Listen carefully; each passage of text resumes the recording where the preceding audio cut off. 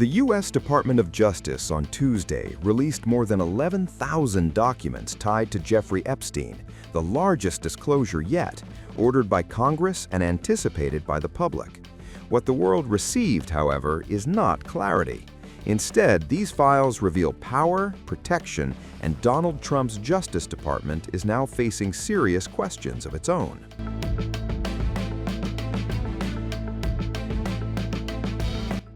Internal FBI emails from 2019 reveal investigators discussed 10 possible co-conspirators linked to the disgraced late sex offender. 6 had been subpoenaed across multiple states. 4 more subpoenas were still pending, including one for a wealthy businessman in Ohio. Most names remain hidden behind redactions. Only Ghislaine Maxwell and a person named Wexner appear unredacted, suggesting former Victoria's Secret CEO Les Wexner. His lawyers insist he was never a target and cooperated fully. Lawmakers argue the victims deserve to know who else investigators were looking at and why those names remain concealed.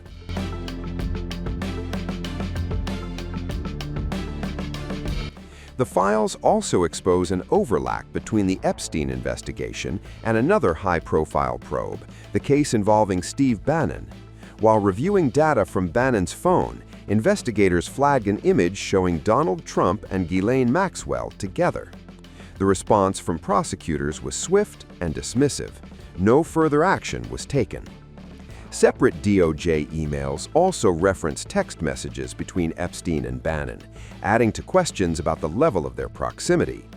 The DOJ stresses that references to Trump do not imply wrongdoing and says some claims in the files are false or exaggerated.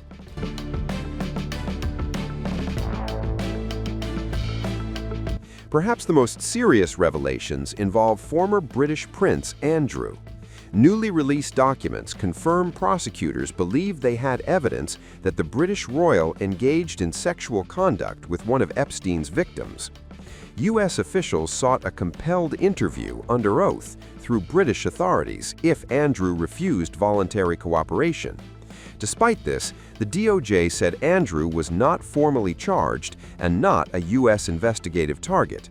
He denies all allegations, but the files confirm prosecutors believed they had substantive evidence.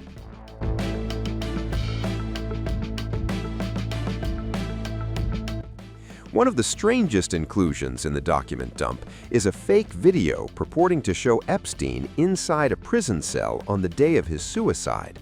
Investigators later confirmed it was a 3D animation uploaded online years earlier. There is no video from inside Epstein's cell on the day of his death, yet the fake footage sits inside official DOJ records, illustrating how misinformation, conspiracy, and public confusion found their way into federal files.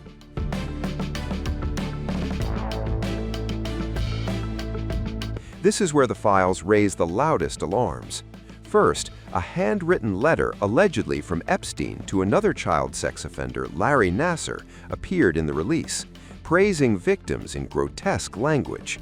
The DOJ later claimed the letter was fake, citing handwriting inconsistencies, a wrong jail name, a missing inmate number, and a postmark dated 3 days after Epstein died. Second, lawmakers are furious over excessive redactions. The law explicitly bans redactions meant to avoid embarrassment or reputational harm, yet names of officials, lawyers, and investigators are blacked out, obscuring who made key decisions.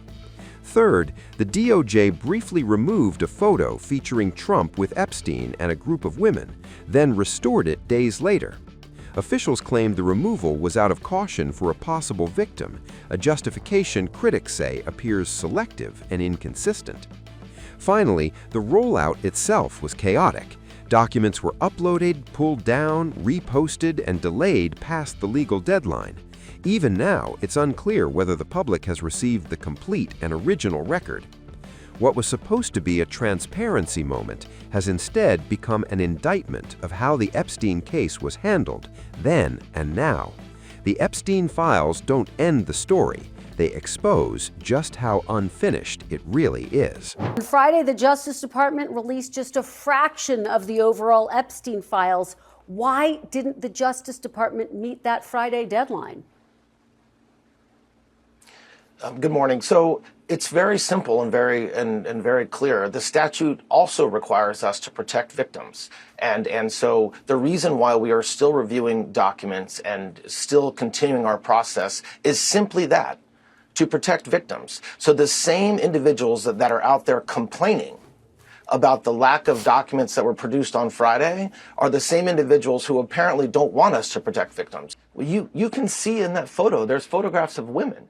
And so we learned after releasing that photograph that there were concerns about those women and the fact that we had put that photo up. So we pulled that photo down. It has nothing to do with President Trump. There are dozens of photos of President Trump already released to the public, seeing him with Mr. Epstein. He has said that in the 90s and early 2000s, he socialized with him. So the absurdity of us pulling down a photo, a single photo, because President Trump was in it, is laughable. And the fact that everybody's trying to act like that's the case is a reflection of their true motivation. They say they are considering looking into the possibility of impeachment proceedings, contempt, even criminal referrals for obstruction of justice for DOJ officials. Do you take these threats seriously? Not even a little bit. Bring it on. We are doing everything we're supposed to be doing to comply with this statute. And Congressman Massey and these other congressmen that are coming out speaking negatively about Director Patel and the Attorney General have no idea what they're talking about. Just a week later, Maxwell was moved to a more permissive prison camp in Texas. Why was she moved just days after you interviewed her, Mr. Blanche? So that's a Bureau of Prison Security issue that I will not talk about. Did you have anything to do with it? Did you have anything to do with it? Let me finish.